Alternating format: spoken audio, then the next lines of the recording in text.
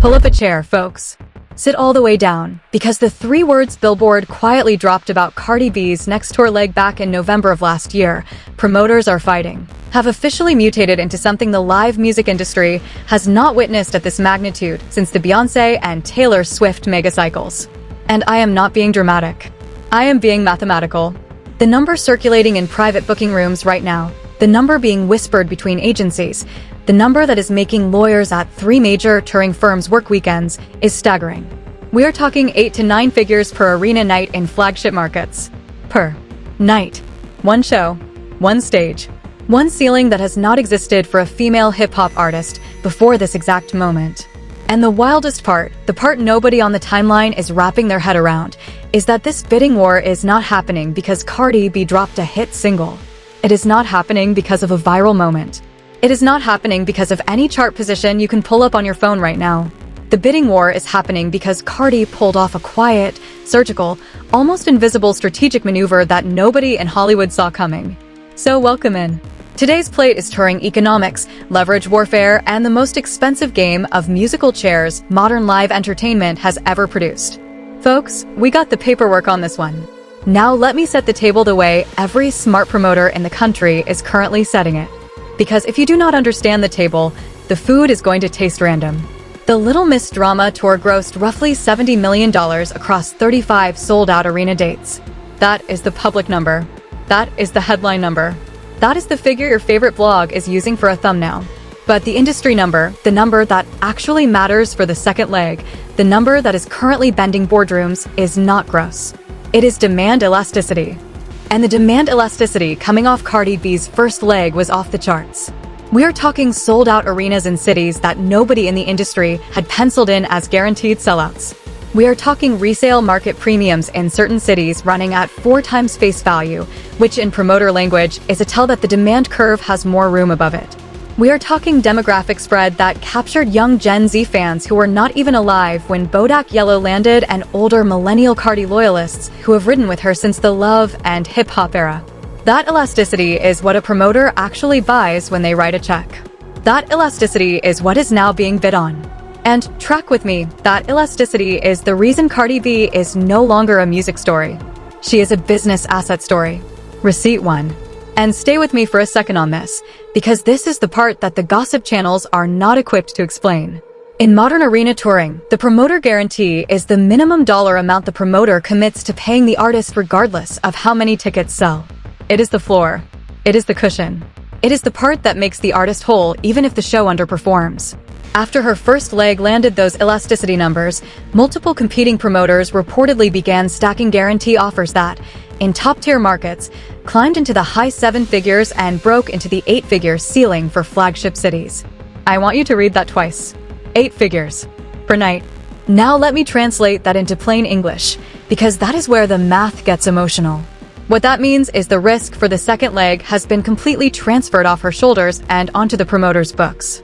The promoter is the one eating the downside now. She is collecting the guarantee whether the building sells 1 ticket or 50,000. That is the kind of deal that touring artists at her current career stage do not normally land on a single album cycle. That is the kind of deal you get when the industry has collectively decided that your catalog plus your cultural footprint is worth more than any individual chart-topping song. And none of that moves the needle on the streaming side. We are talking about touring economics existing in its own universe, with its own gravity, its own tax structure, and its own multipliers. And let me sit with the guarantee piece a little longer, because I do not think most viewers understand how rare it is for an artist at Cardi B's specific career stage to land guarantees of this size. The general industry rule is that guarantee math escalates after multi-platinum album releases, after stadium-sized streaming numbers, after international territory penetration is already proven and stable. She is being offered these numbers in advance of a second studio album launch cycle, which under any normal industry logic should depress the guarantee, not balloon it. The fact that her guarantee math is climbing despite the absence of the typical album cycle catalyst is the part that should genuinely make your eyebrows lift. That is the structural anomaly. That is the part that signals something different is happening. Promoters are not bidding on the album they expect. They are bidding on the artist they already have. That is a very, very different equation. Moving along. Receipt 2. Because the international leg negotiations, and this is where it gets juicy, are actually even more interesting than the domestic ones. Stay with me. International touring is its own creature. In international touring, you get to play currency arbitrage. You get to play tax treaty routing. You get to leverage promoter consortium structures that simply do not exist in the United States. Multiple European territories have promoter consortiums, basically pooled capital syndicates, that combine bankrolls specifically to bid on Tier 1 global acts. The Latin American market, which has historically over-indexed for her in streaming, social, and per capita engagement, runs on completely different guarantee math than North America. The Asian markets, particularly Japan, South Korea, and recently the Gulf states, have begun aggressively pursuing American hip-hop talent because post-pandemic demand for live international tours has surged. When you stack the layer cake of all three of those international guarantee structures on top of the domestic guarantees that are already being thrown at Cardi B, you start to understand why the headline figure circulating in the trades is what it is. This is not a tour. This is not even an album cycle. This is a global asset deployment. And Cardi B is the asset. And there is a piece of this international story that almost no commentator has flagged, which I want to flag for you tonight. The Latin American and Spanish language market has been quietly accumulating disposable income for live entertainment in a way the financial press has not adequately covered. Concert spending in major Latin American capitals has climbed at double the global average since 2022, which means promoters in those regions are sitting on capital they actively need to deploy, and only a small number of artists are calibrated to monetize it. Given her Dominican heritage, her Spanish language verse history, her long-standing fan base across Latin America, and her demonstrated willingness to engage with Latin music collaborators, she is structurally one of the cleanest fits for that deployable capital. So when a Latin American promoter consortium looks at the touring landscape and asks themselves which American artist they can deploy serious money on with confidence the returns will land, her name is at the very top of that shortlist. That is not coincidence. That is alignment. Receipt 3. And this is the part that genuinely separates the second leg from the first, the part that quietly distinguishes her from artists at similar career stages. Promoters know, they study this, that the merchandise architecture she pioneered on the first leg was structurally different from the touring industry norm. Most artists route their merch through standard third-party licensing deals, which means the tour's books absorb the merchandise revenue and the artist gets a percentage. Her team did something different. Her team routed the first leg's merchandise through her own brand entity rather than through the standard third-party model, which meant the merch was off the tour's official books and on Cardi's brand's books. That is a structural decision that requires legal foresight, accounting infrastructure, and contractual leverage that most artists never get to deploy. For the second leg, that architecture is reportedly being expanded, not compressed. We are talking VIP bundle restructuring. Brand collaboration drops time to individual tour cities. Limited edition concert capsules that exist only for one night in one market. Each of those layers is structured to remain inside her brand ecosystem rather than flowing into the promoter's gross. Which means even when the promoters bid huge guarantees on the ticket side, they are bidding for one revenue lane. They are not capturing the merch lane. The merch lane stays with the artist. That structural choice effectively doubles her per-show economics without raising the headline guarantee a single dollar. That is a strategy that lawyers write articles about. That is a strategy that other artists will be studying for years. And there is a sub-receipt inside the merch architecture that deserves its own call-out.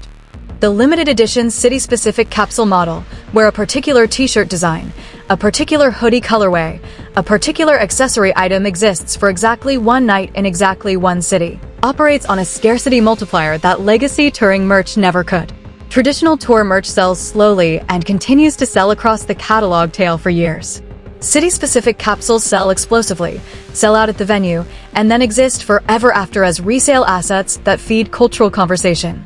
Every sold-out capsule becomes evidence of demand. Every secondary market price spike becomes a free marketing data point. The architecture turns merchandise from a passive revenue stream into an active demand signaling instrument. That is a structural innovation. Her team has reportedly already secured factory production capacity for a multi-city capsule rollout that, if executed at the announced scale, will set a new template for how tour merchandise is deployed. Let me elevate this for a second, because we are sitting in a moment that I want you to actually notice while it is happening. There is a single moment in every major artist's career where they cross over from being a performer into being a business architecture. From being a person who sings into being a structural force the industry has to plan around. Beyoncé crossed that line somewhere around 2013. Taylor Swift crossed it around the Reputation cycle. Drake crossed it sometime around 2018, the moment Apple started writing him strategic partner-level checks. And Cardi B, and I want you to write this down somewhere, she is crossing that exact line right now in real time on this exact tour cycle. The bidding war we are watching is not actually a bidding war for a recording artist. It is a bidding war for a cultural asset class. That is a completely different conversation. That is a Mount Rushmore conversation. And what makes her crossing especially remarkable, and folks, please stay with me on this, is that she got here despite a full 3-year press cycle that was actively trying to convince the public that she was washed, that she was a flash in the pan, that she had peaked, that the streaming numbers were soft, that the album was delayed too long, that the personal drama would eat her. None of that turned out to be true. The numbers are now the only receipt that matters, and the numbers have ruled in her favor. Now here is what nobody on the timeline is actually connecting. From the cheap seats, here is the structural truth. Once a touring artist's guarantee architecture passes a certain financial threshold, and she is now above that threshold, every other narrative in their personal life becomes background static to the financial machine. Offset's posturing? Background static. Tasha K's old subpoenas and litigation residue? Background static. The endless blog cycle theorizing about a Stefon Diggs reconciliation or a Playboy Cardi adjacency or any of the love triangle commentary that has been keeping gossip channels fed for 18 months. Background static. None of that moves the needle anymore, because the music industry runs on liquidity. And once liquidity is locked in at the level we are watching her lock it in, the artist is no longer being treated as a story. The artist is being treated as an institution. Institutions do not get destabilized by gossip. Institutions get audited, regulated, protected, and insured. That is the level she is currently operating at. That is the regulatory tier. That is the institutional tier. And I do not think the average commentator has caught up to that pivot yet. Pulling the camera back for a moment, because I want to give you what I always give you, the toolkit. Because the worst thing in the world is to watch a video like this and walk away knowing nothing you can use the next time a story like this drops. So here are 3 tells that an artist is currently mid-bidding war for a touring leg, and once you see them, you will see them everywhere. Tell number 1. Multiple trade publication articles appear within a 30-day window using strikingly similar language about a specific artist's tour demand. That is not editorial coincidence. That is what we in the industry watching business call promoter leak coordination, competing camps strategically leaking the same data points to multiple outlets to drive the bidding ceiling higher. When you see Billboard, Variety, Pollstar, and Rolling Stone all run roughly the same demand-side article within a month, that is not journalism. That is a guarantee auction. Tell number 2. The artist's team begins quietly teasing tour date ranges and city lists without attaching a confirmed promoter to the announcement. That is the textbook signature of leverage. Keep the dates dangling. Keep the city list partial. Keep the promoters bidding. The moment the promoter is named, the auction is over. So when you see her camp letting partial date information drip out without a named promoter, you are watching the auction in progress. Tell number 3. Unexpected international markets begin getting name-dropped in interviews and Instagram captions. That tells you the artist's camp is intentionally opening the international bidding floor in order to put external pressure on the domestic numbers. When a Latin American or Asian or Middle Eastern market suddenly shows up in casual conversation, that is not casual. That is calculated. And let me add a 4th tell that almost nobody talks about, because it is the one that consistently signals an auction is about to close. Tell number 4. The artist's social media presence suddenly becomes notably less responsive to gossip cycles and more focused on lifestyle imagery, brand collaborations, and aspirational content. That tonal shift, that pivot from reactive to curated, is the visible surface of the team consolidating the artist's image precisely because a major announcement is coming and the artist's image needs to be camera-ready for global media saturation. When her feed starts looking more polished, more brand-forward, and less candid, that is not random. That is the team prepping the canvas for the announcement. Stay with me for a second, because I want to spend a minute on what this entire moment actually means in the wider cultural context, because I think we are underrating it. The female hip-hop touring economy has historically been structurally undervalued. Promoters for decades operated on the assumption that female hip-hop acts could not sustain arena-level demand across a multi-city tour without male co-headliner support. That assumption built itself into guarantee math. It built itself into routing logic. It built itself into ticket pricing. And that assumption has been quietly dismantled over the last decade by a small number of artists, Nicki, Megan, Doja, and now Cardi B at the highest tier, artists who proved that the demand was always there. The structural underwriting just never reflected it. What is happening with her bidding war right now is the moment the structural underwriting finally catches up to the demand that was always present. That is why the numbers feel shocking. They're not actually shocking. They are simply correcting a decades-long market mispricing. The market is paying what it should have been paying. And I want to push on that mispricing concept for one more beat, because it is genuinely important. For roughly 20 years, the largest male touring acts in hip-hop have commanded guarantees that consistently outpace their female peers by a multiplier of 3 to 5 times, even when the underlying ticket demand was comparable. That gap was not a reflection of demand.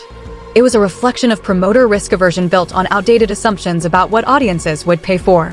Every time a female hip-hop act executed an arena run that performed at male peer levels, the next round of guarantee math should have adjusted upward. It did not. The gap persisted for 2 decades. What we are watching now with this bidding war is the gap finally closing in real time. Promoters are recalibrating. The catch-up math is brutal because they have to make up 2 decades of underpricing in a single negotiation cycle. That is part of why the numbers look so dramatic. They are not just paying her for tonight. They are paying her for the math that should have been correct for a decade. Track with me, because here is the prediction, and I want you to timestamp this. Within the next 90 to 120 days, expect a single mega deal announcement, almost certainly with a major global promoter, almost certainly framed as a Cardi B 2026 World Tour announcement. That will set a brand new benchmark in arena and stadium touring economics for any female hip-hop artist in history. The announcement will be packaged as a creative vision rollout. The press releases will talk about her artistic evolution. The headline will be choreographed to emphasize the spectacle. But the headline within the headline, the figure that someone with industry knowledge will see immediately, is going to be the dollar amount that is just too astronomical to bury inside the marketing language. The trades will quote a number. That number will instantly become the new ceiling that every other female touring act references in their next contract negotiation. That is the cascading effect.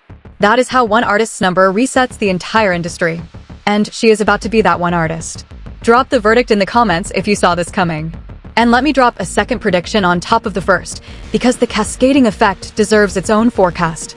Within 12 months of her mega deal announcement, expect at least 3 other top-tier female artists, and I am not going to name them tonight, but you can probably guess who, to renegotiate their existing touring agreements upward by significant margins.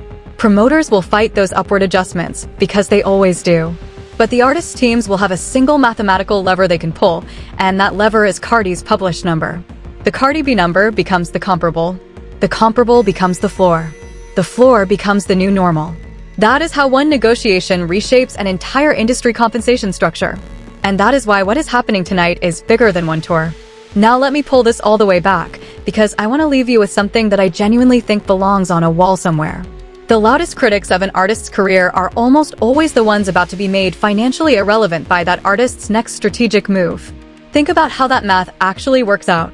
Tasha K spent close to 8 years trying to litigate Cardi B out of the business. 8 years of content. 8 years of lawsuits. 8 years of energy. Cardi B is currently being bid on by global touring promoters at a per-night figure that exceeds the lifetime gross revenue of most of those critics' entire content empires combined. That is not karma.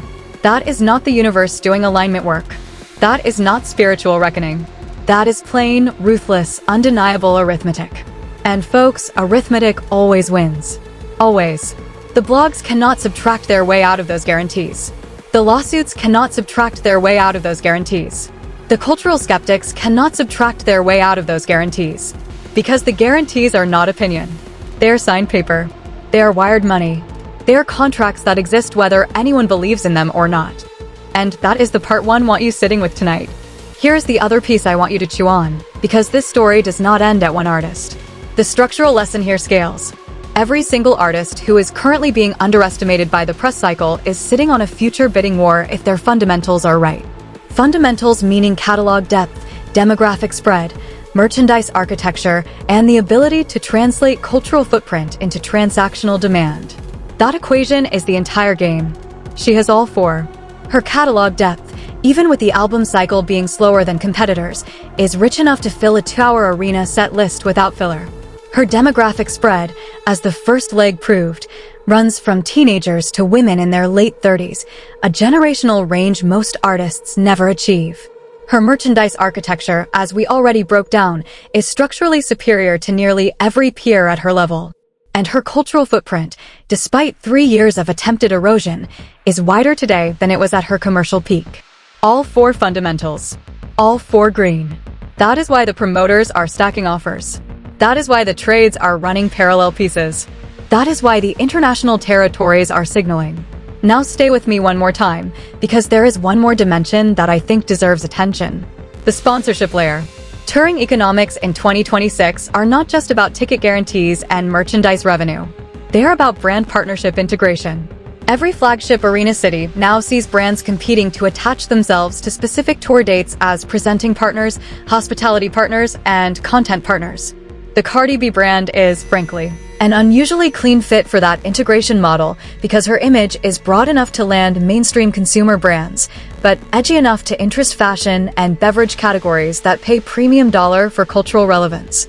When you add a sponsorship layer on top of the guarantee plus the merch architecture, you are looking at per-show economics that, in flagship cities, could realistically push the artist's net take past the headline guarantee by a meaningful percentage.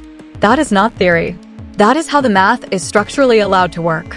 And her team, from everything visible in the trades, is positioned to capture that sponsorship layer aggressively. And there is one specific sponsorship category I want to flag, because it is going to be central to the second leg's economics. Beauty and fashion vertical integration. She has been building beauty brand equity for years through her own product launches and selective brand partnerships. The second leg of the tour positions itself as a delivery vehicle for beauty and fashion brand activations at every arena stop. We are talking pre-show experiential zones, VIP lounges sponsored by major makeup houses, capsule fashion launches at flagship dates, and digital content partnerships timed to specific cities. Each of those sponsorship slots commands premium dollar, and the slots themselves are limited inventory. The team is essentially running an auction inside an auction. The promoter auction sets the floor. The sponsorship auction stacks on top. That stacking math is the part that pushes per-show net economics into territory that nobody is publicly disclosing yet. So when you hear the bidding war headline, here is what I want you to actually understand is being bid on. Not just a tour, not just an artist, not just a celebrity who once made a viral single. What is being bid on is the combined economic engine of catalog plus brand plus merch plus sponsorship plus demographic breadth plus international demand plus cultural footprint plus the psychological reality that this artist has now publicly survived multiple narrative attacks and emerged with her commercial gravity intact. That bundle, that entire bundle, is what generates 8- and 9-figure per night bids. And no individual song could ever generate that bundle. Only a career arc can. Her career arc has now matured to the point of being that exact bundle. Keep the page turning, because I do want to address one thing the comment sections always raise. People will say, look, the numbers sound inflated. Who is actually paying $9 million a night for a single arena show? That math cannot be real. Stay with me here. The math is real, and the way it works is multi-stream. The promoter is not writing a single $9 million check expecting to recover it only from ticket sales.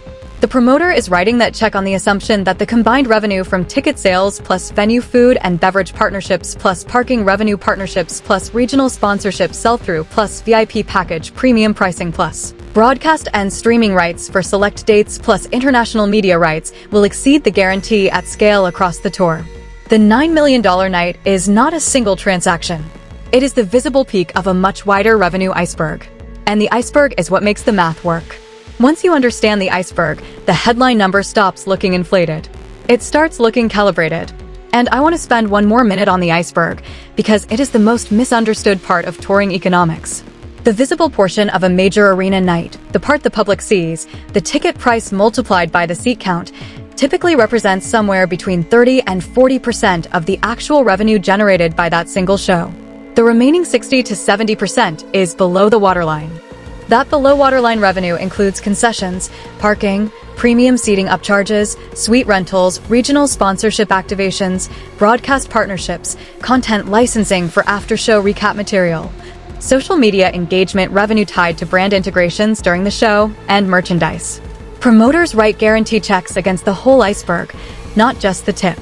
So when an outsider hears $9 million per night and thinks the math cannot work, they're calculating against 30% of the actual revenue picture. The other 70% is doing the heavy lifting. Once you internalize that ratio, every headline number in modern touring starts to make sense. Pulling the camera all the way out one final time, because I think the real story here is bigger than one artist.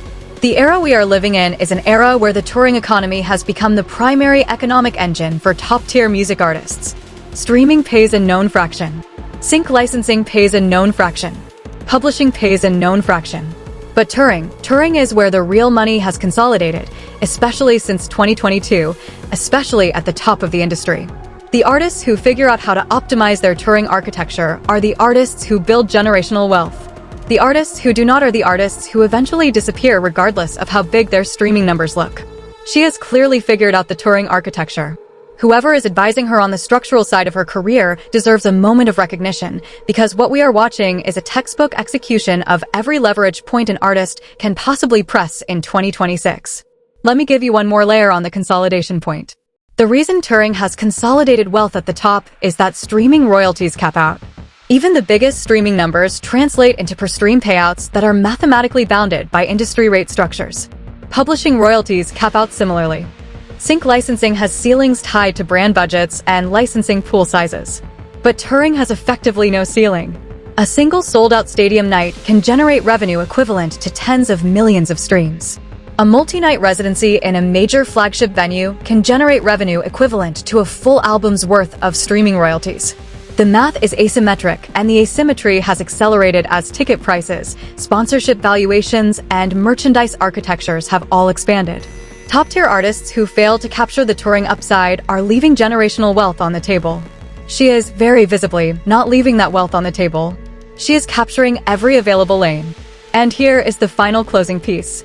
The lesson, the part you can put on the wall and check back on a year from now, is that careers in the music industry are not won on individual moments.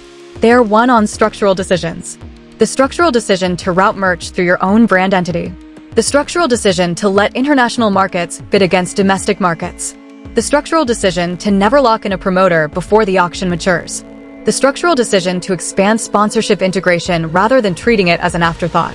Each of those individual decisions adds a digit somewhere in the eventual contract. She made multiple structural decisions across the first leg that paid off into the bidding war we are now watching. That is not luck. That is not a hit single. That is sustained, disciplined, increasingly sophisticated business architecture from an artist who the industry repeatedly underestimated. And the wider lesson, the one I want every viewer to walk away with tonight, whether you are a fan or not, is that the artists who endure are not necessarily the artists with the biggest singles. They are the artists with the best architecture behind the singles. The artists who treat their career like a multi-stream operating system rather than a content calendar. The artists who hire teams that understand contract leverage, international tax structure, brand portfolio expansion, and sponsorship sequencing. Talent gets you in the room. Architecture keeps you in the room and lets you set the rent. She is structurally setting the rent. So when the megadeal announcement drops in the next 90 to 120 days, and trust me, it is coming, I want you to remember the framework we walked through tonight. Remember that what looks like a touring announcement is actually a market correction. Remember that what looks like a single artist's win is actually a structural rebalancing of an entire economic category. Remember that what looks like luck is actually layered strategy executed over multiple years. And most importantly, remember that the loudest doubters of an artist's career are almost always the ones whose entire commentary economy is being made obsolete in real time by the artist's quiet structural moves. Let me give you one final structural piece before I let you go, because I think the human dimension of this story is what makes it stick in people's chests. 8 years ago, Cardi B was being framed in interviews as a reality TV personality with a viral single. 6 years ago, she was being framed as a flash hitmaker whose chart numbers would not survive a second album. 4 years ago, every blog cycle was running an obituary on her commercial relevance. 2 years ago, the divorce filing was supposed to be the moment she got buried. And tonight, in 2026, Cardi B is sitting at the center of the largest single artist promoter bidding war in the history of female hip-hop touring economics. That trajectory is not a coincidence. That trajectory is the result of a specific personality refusing, repeatedly and publicly, to accept the ceiling that critics kept trying to install above her career. Every single one of those ceilings ended up underneath her. And the architecture supporting her now, the contracts, the brand structure, the international leverage, was built during the exact years the press cycle was pronouncing her finished. That is the part that should genuinely teach you something. The years you are being declared over are very often the years you are quietly building the structure that funds your next chapter. Cardi B turned an obituary cycle into an infrastructure cycle. That is the move. That is the entire playbook. That is the lesson. And there is one more piece I refuse to leave on the cutting room floor, because it matters. The cultural conversation around Cardi B has always been disproportionately focused on her personality, her relationships, her public spats, and her social media presence. The financial conversation, the part where someone is being offered $9 million a night to perform, has been almost entirely absent from mainstream coverage. That asymmetry tells you something about how the media ecosystem prefers to cover certain artists. Personality coverage is easy. It generates clicks. It does not require any expertise. Financial coverage, structural coverage, the kind of analysis we did tonight, requires understanding contracts and revenue stacks and international tax structure, which most entertainment writers are not equipped to do. So the financial story stays buried while the personality story stays loud. Cardi B has been benefiting from that asymmetry quietly for years. The personality coverage kept her in the cultural conversation. The financial structure, hidden underneath, kept compounding. Now the two are about to collide in a single megadeal announcement, and a lot of commentators are going to be caught flat-footed because they spent 5 years covering the wrong half of the story. Drop a money emoji in the comments if you saw this Cardi B trajectory coming back in 2018. Drop a stadium emoji in the comments if you have already started budgeting for a ticket on the second leg. Drop a receipt emoji in the comments if you want me to do a follow-up on which specific promoter you think is going to win the auction. Drop a crown emoji in the comments if you think this Cardi B bidding war is going to permanently reset the ceiling for female hip-hop touring. And tell me honestly in the comments whether you think Cardi B is going to break her own record again before the second leg even closes, because at the trajectory she is currently on, breaking the record she is about to set might be the next milestone on her board. Like the video. Subscribe to the channel. Share this with the friend in your life who keeps underestimating Cardi B, because they need to hear it. And I will see you on the next plate.